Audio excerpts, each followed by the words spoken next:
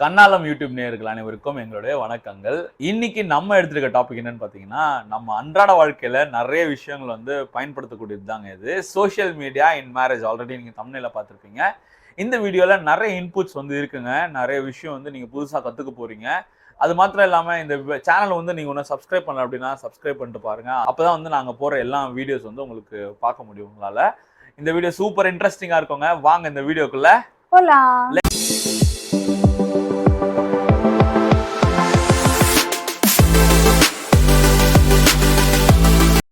Social media அப்படின்றது பாசிட்டிவும் இருக்கு, நெகட்டிவும் இருக்கு. ஃபர்ஸ்ட் நம்ம பாசிட்டிவ் பத்தி பார்த்துடலாம்.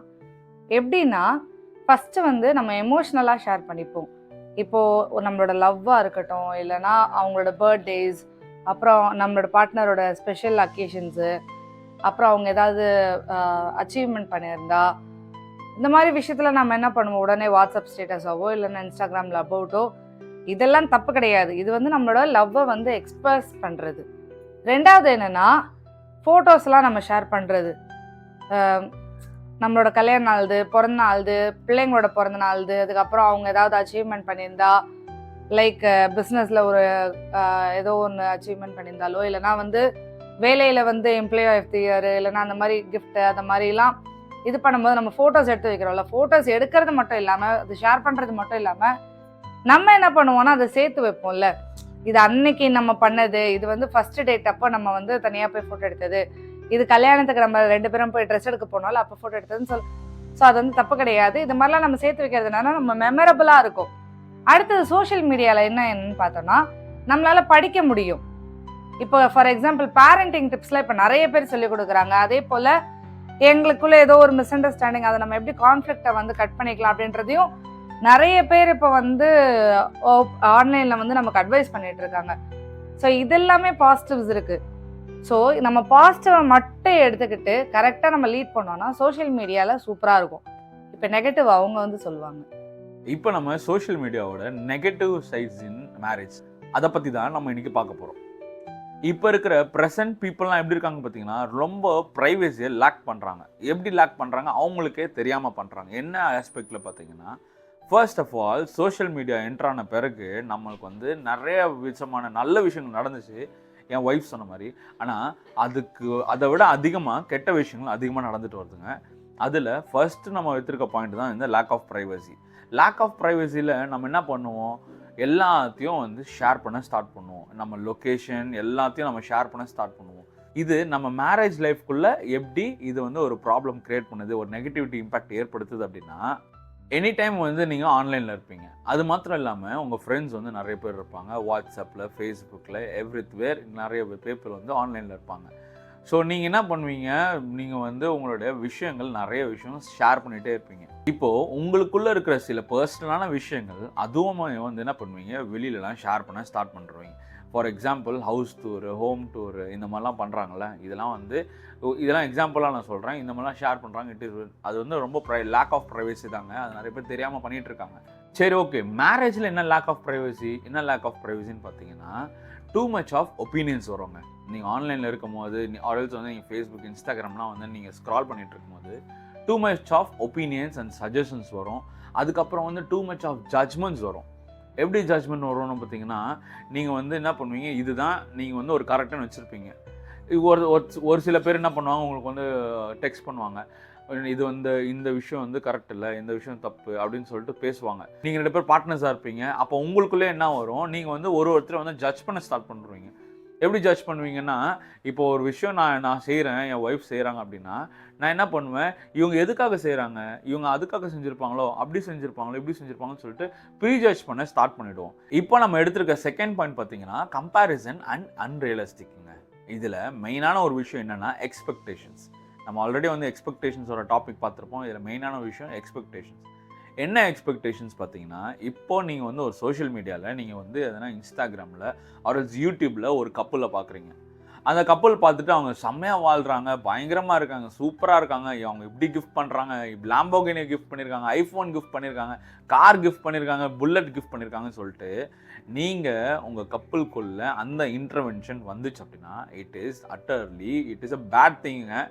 ஏன்னா social media is only entertainment platform.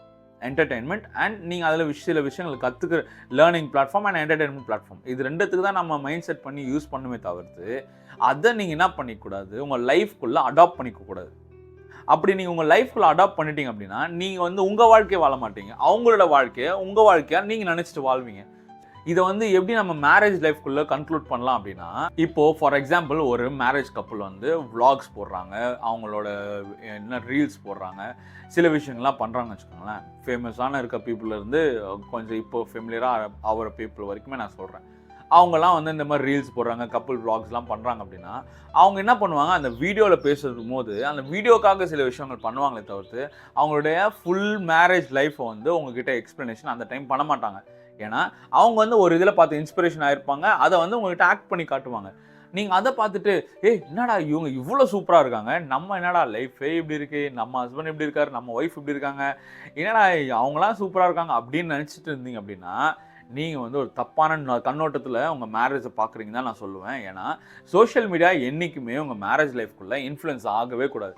அது இன்ஃப்ளூயன்ஸ் ஆச்சு அப்படின்னாலே உங்களுக்குள்ளே வந்து கேஸ் ஸ்டார்ட் ஆகிடும், குழப்பங்கள் ஸ்டார்ட் ஆகிடும். ஸோ மோஸ்ட்லி வந்து சோஷியல் மீடியாவை பார்த்துட்டு உங்கள் ரியாலிட்டி ஆஃப் த மேரேஜ் லைஃப்பில் வந்து நீங்கள் எந்த விஷயத்தையும் எடுத்துகிட்டு வராமல் உங்கள் ரியாலிட்டியில் இருந்தீங்க அப்படின்னா, இப்போ ரியாலிட்டினா ஹஸ்பண்ட் அண்ட் ஒய்ஃப் நீங்கள் 2 பேர் தான் லைஃப் நடத்த போகிறீங்க. உங்கள் ரியாலிட்டியில் நீங்கள் இருந்து நீங்கள் வாழ்க்கை நடத்தும் போது தான் அது சூப்பருங்க. இன்னொருத்தரை பார்த்து ட்ரிகர் ஆகாதீங்க, இன்னொருத்தரை பார்த்து எக்ஸ்பெக்டும் பண்ணாதீங்க. இதெல்லாம் சின்ன பசங்க பண்ணுவாங்க, நம்மலாம் மேரேஜ் ஆகிட்ட பிறகு நம்ம பண்ணக்கூடாதுல்ல. ஸோ இது வந்து செகண்ட் பாயிண்ட், ரொம்ப முக்கியமான பாயிண்ட்டுங்க இது. சோஷியல் மீடியா இன் மேரேஜில் நெகட்டிவ் பாயிண்ட்டில் இப்போ தேர்ட் பாயிண்ட்டுக்கு வந்திருக்கோம், ட்ரஸ்ட் இஷ்யூ. இந்த ட்ரஸ்ட் இஷ்யூ வந்து நிறைய பேர் இப்போ வந்து ஃபேஸ் பண்ணிகிட்டு இருக்காங்க. ட்ரஸ்ட் இஷ்யூவில் வந்து நீங்கள் எப்படி எடுத்துக்கலாம் அப்படின்னா, உடனே வந்து நெகட்டிவ் போயிடாதீங்க. இது வந்து இதே வந்து நீங்கள் பாசிட்டிவாக கூட ஆக்கலாம். எப்படின்னா, இப்போ வந்து நீங்கள் too much of mobile usage பண்ணும்போது என்ன ஆகும், வெக்ஸ் ஆகிடுவீங்க. என்ன ஆகும், மொபைலில் வந்து ஃபாண்ட் ஆஃப் ஆகிடுவீங்க. ஃபாண்ட் ஆஃப் ஆகிட்ட பிறகு என்ன ஆகும், அடுத்து என்னது மொபைலில் அடுத்து என்னன்னு சொல்லிட்டு தேடுவீங்க. ஸோ அந்த தேடல் இருக்கும்போது நீங்கள் என்ன ஆகிடுவீங்க, தனிமை ஆகிடுவீங்க. அந்த தனிமையில் தான் நீங்கள் என்ன பண்ணுவீங்க, அந்த ஹார்ட்டோட லாங்கிங் இருக்குது பார்த்தீங்களா, அதை சாட்டிஸ்ஃபை பண்ணுறதுக்கு எனிதிங் கேன் ஹேப்பன். இப்போ இன்கேஸ் வந்து அந்த டைம் வந்து உங்களுக்கு யாருன்னா ஹாய் சொல்லலாம், அந்த டைம் வந்து உங்களை என்ன சொல்கிறது, தெரியாத பர்சனுக்கு வந்து உங்கள்கிட்ட சேட் பண்ணலாம். அப்போ வந்து ஒரு சேட் வந்து ஸ்டார்ட் ஆகும். அந்த சேட்லாம் வந்து நீங்கள் தவிர்க்கணும் அப்படின்னா, இந்த ட்ரஸ்ட் இஷ்யூஸில் வந்து மெயினாக இப்போ வந்து நிறைய கப்புள்ஸ் வந்து ஃபேஸ் பண்ணிகிட்டு இருக்க ப்ராப்ளம் இதுதாங்க.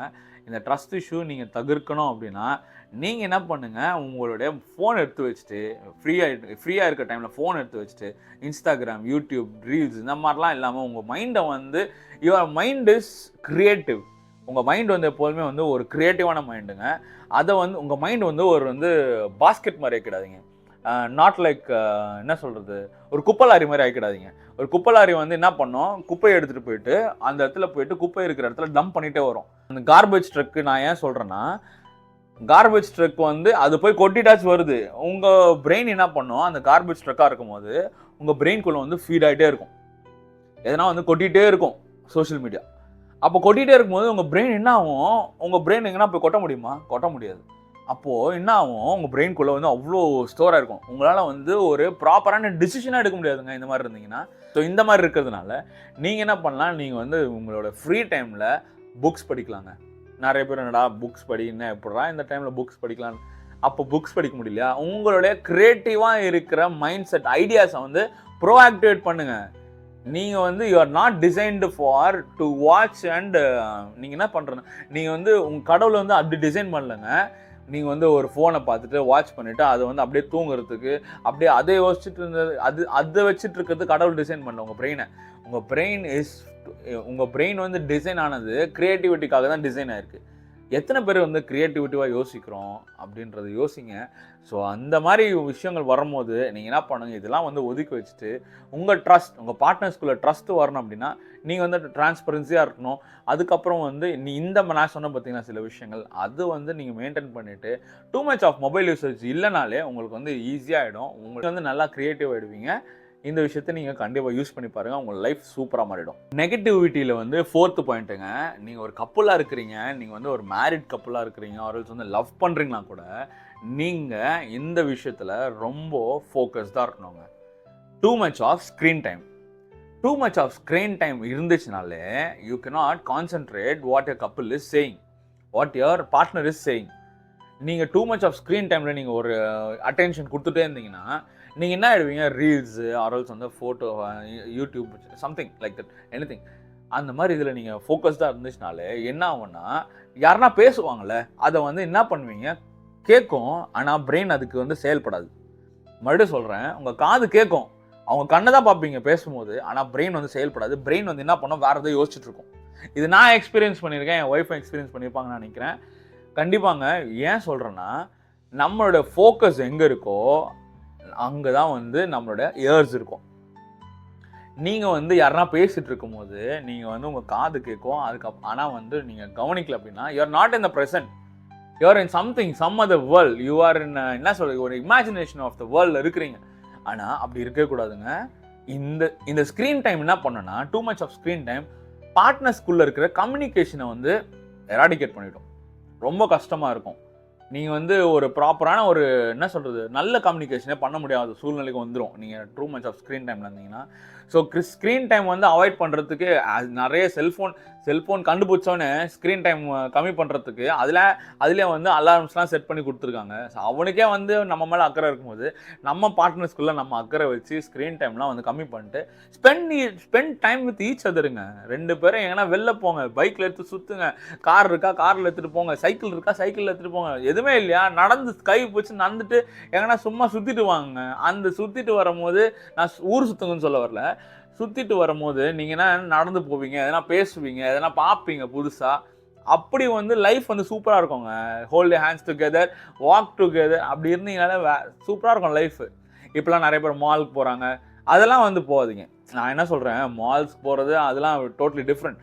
But you can go to the park, sit together, 2 பேரும் உட்காந்து அழகாக பேசலாம். உங்கள் 2 பேர் கூட டைம் ஸ்பெண்ட் பண்ணாலே இந்த மாதிரி விஷயங்கள்லாம் வந்து தவிர்க்கலாம். ஸோ ஸ்க்ரீன் டைம் வந்து இட் இஸ் அல்டிமேட்லி நான் என்ன சொல்கிறேன், இட் இஸ் அ பேட் திங்குங்க. ஏன்னா நீங்கள் டூ மச் ஆஃப் ஸ்க்ரீன் டைமில் இருந்தீங்க அப்படின்னாலே உங்கள் லைஃப் வந்து எப்படி இருக்கும்னா, நீங்கள் வந்து ஒரு குறுகிய வட்டத்துக்குள்ளே தான் இருப்பீங்க. எக்ஸ்ப்ளோரேஷனே பண்ண முடியாது உங்களால். சரி, இதெல்லாம் சொல்கிறீங்க, இது சரி ஓகே, சோஷியல் மீடியா யூஸ் பண்ணலாமா யூஸ் பண்ணக்கூடாதா?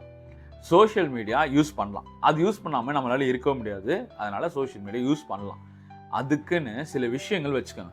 நான் ஒரு ஆத்தர் சொல்கிறத கேட்டிருக்கேன். என்ன சொல்லியிருந்தாங்க அப்படின்னா, அவங்க வந்து என்ன பண்ணுவாங்கன்னா, அவங்க வந்து ஒரு பெரிய ஆளுங்க.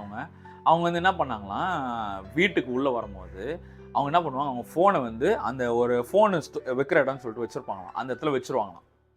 வீட்டுக்கு அஃபிஷியல் ஒர்க் முடிச்சுட்டு வீட்டுக்கு வரும்போது அந்த ஃபோனை தான் அந்த இடத்துல தான் இருக்குமா. பிள்ளைங்களுக்கும் வந்து அந்த ஃபோன் பிள்ளைங்களுக்கும் ஃபோன் தர மாட்டாங்க. எல்லா ஃபோன்ஸும் வந்து ஒரு ரேக் மாதிரி இருக்கும், அந்த இடத்துல வச்சுருவாங்களாம். வச்சுட்டு உள்ளே வந்துட்டு ஆஃப்டர் அஃபிஷியல் ஒர்க் வந்து ஃபோன் யூசேஜே பண்ண மாட்டாங்க. ஃபுல்லாக வந்து அவங்க ஃபேமிலி கூட தான் டைம் ஸ்பெண்ட் பண்ணுவாங்க. நிறைய பேர் ஆனால் இந்த மாதிரி இருக்க முடியாது. எனக்கு தெரியுது நீங்கள் என்ன சொல்ல வரீங்கன்னு. நிறைய பேர் இந்த மாதிரி இருக்க முடியாது. ஆனால் உங்களால் பவுண்டரிஸை செட் பண்ணிக்க முடியும். வீட்டுக்குள்ளே வந்துட்டிங்க அப்படின்னா உங்களுடைய இம்பார்ட்டன்ட் கால்ஸ் பேசுங்க. Too much of screen time வந்து வீட்டுக்குள்ளேயும் வந்துட்டு அவாய்ட் பண்ணிக்கோங்க. அடுத்த பாயிண்ட், ஹெல்த்தி யூசேஜ். எப்படி சோஷியல் மீடியாவை எப்படி ஹெல்த்தியாக யூஸ் பண்ணுறதுன்னு. எப்படி யூஸ் பண்ணுறதுன்னா, டிரான்ஸ்பரன்சியாகவும் ஹானஸ்டியாகவும் இருக்கிறது. டிரான்ஸ்பரன்சின்னா நமக்கு இப்போ தேவையில்லாத மெசேஜ் ஏதாவது வந்தால் உடனே அவங்ககிட்ட சொல்கிறது, அவங்களுக்கு ஏதாவது வந்ததுன்னா நம்மகிட்ட சொல்கிறது. இந்த மாதிரி எந்த ஒளிவு மறைவு இல்லாமல் 2 பேருக்குள்ளே இருக்கிறது 2 பேரே பேசி முடிச்சுக்கிட்டு, இல்லைனா ஏதாவது ஒன்று நெகட்டிவாவோ இல்லைனா வேறு யாராவது பேசுகிற மாதிரி இருந்தால் உடனே உங்களோட பார்ட்னர்கிட்ட சொல்லிவிட்டு அந்த பிரச்சனை அங்கேயே முடிஞ்சிடும். ஹானஸ்டின்றது இது நான் பண்ணேன், இவங்களுக்குலாம் இன்றைக்கி மெசேஜ் பண்ணேன்றது நம்ம மாறி மாறி பேசிக்கிறது. அது ஒன்றும் டெய்லி நம்ம சொல்லிக்கிட்டே இருக்கணுன்ற அப்படி கிடையாது. அது வந்து நம்மளோட டிரான்ஸ்பரன்சியும் நம்மளோட ஹானஸ்டியும் காட்டுறது.